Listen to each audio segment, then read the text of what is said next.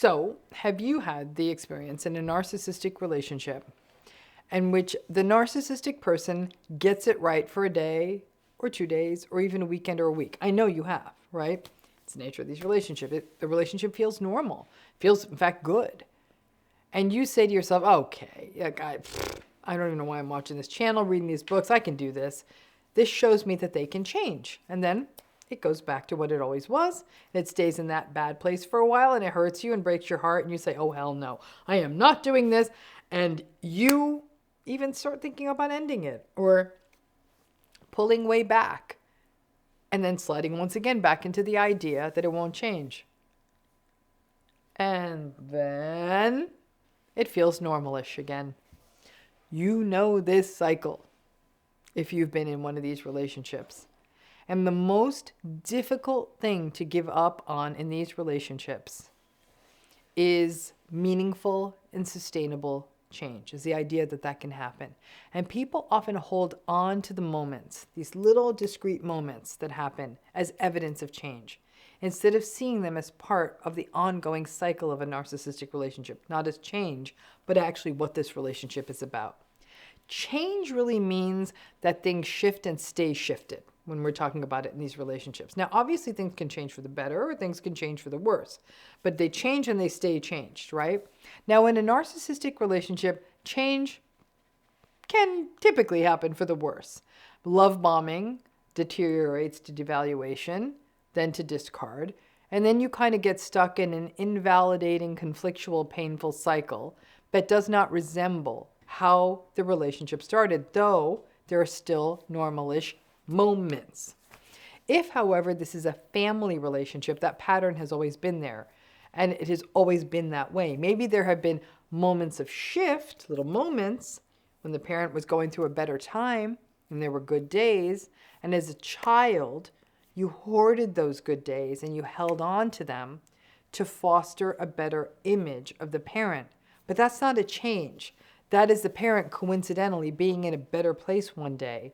And once that parent, or whoever's narcissistic, whoever that family member is, no longer is having that good day or good experience or what they want, then it's going to go back to the not very nice behavior. Those better moments with the parent probably felt like salvation, like a benediction. And when they go away, instead of saying like, ooh, the parent's not being nice, the child typically blames themselves. Then there is actually times when there's change for the better. This is quite rare in a narcissistic relationship. It is, however, what we all hope for, that maybe that the things you are doing, the mind reading, the being better, the not bringing difficult stuff up, the having no expectations will all make it better.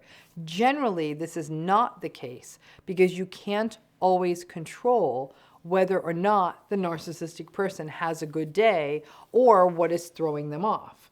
So it's not likely. And then there are the rare people who are the narcissistic unicorns. The narcissistic folks who actually do attempt to commit to long-term therapy with an outstanding therapist who understands how to do this work, and the narcissistic person really commits to it and remains mindful and apologizes when they get it wrong and becomes self-aware. Again, going with the odds, this is not likely to be your story. If it is, then you won the lottery and enjoy it, and you probably don't need to watch this channel anymore. But this is not likely to happen, and it is very difficult for a narcissistic person to do as a long game. So let's think of this as a diagram, right? Like a forecasted trend in profits or something. For us to see change, we would see a line go across a chart and keep increasing and increasing over time. Maybe a few times it dips, but overall, the line goes up over time like this, right? Boom, boom, boom. If, however, you were just to see like kind of a steady line, little clusters of dots, but like a low line, but every so often there'll be like a couple of dots, but then it's low, a couple of dots, then it's low. When the profits were kind of where they always were, that wouldn't be change. That's just sort of no change. If anything, you may think, like, let's say, for example, you ran a holiday decoration store and then you only made your money from November to December and the rest of the year, not much. That's not a change. That's just how it is, right? And that little cluster of moments is what it is. And at least you could predict that. We can't even do that in a narcissistic relationship. But those little dots aren't change. They're little moments. I've worked with so many people who are trying to make decisions about how to proceed in these kinds of relationships. Do I stay? Do I go? And leaving is complicated. It's not an option for everyone with all the stuff like family and post-separation fears and money or whatever it is. These are people who are desperately trying to hold on to the possibility of change and will often glom onto a little cluster of these good moments as evidence of sustained long-term change.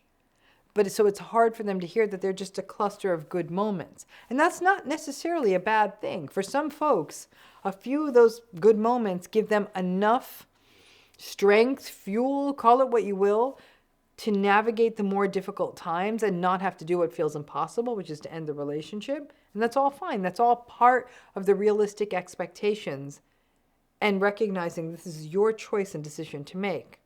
But the important part is to not see it as that sustained change. That going back and forth between decent and harmful is not changed. The line is still flat. That's the natural landscape of these relationships. The hardest part is making expectations realistic about the change, because a few good days can be enough to leave you believing that it's change.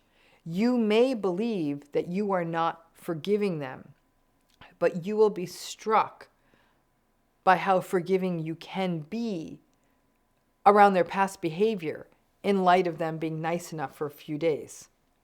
Because when you see it as change, and then it falls back into the unpleasant, invalidating stuff, then the grief keeps happening to you over and over again.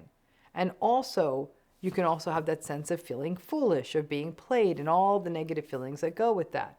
This is why the radical acceptance and clarity matter. If you don't feel you can leave or disengage fully, you stop waiting for the sustained change. You recognize that there's going to be a few decent moments, hopefully, and you welcome them as that sort of rare, warm day in winter. But you don't necessarily unpack the bathing suits. Moments are moments. Change is consistent growth and sustained growth over time. Dots are dots. Dots are not necessarily a line. Don't confuse the two, because it can make your healing more difficult, especially if you commit to staying. While those episodes can be very soothing, use them as a chance to kind of get your bandwidth back, but don't bang on them being sustainable. Thank you.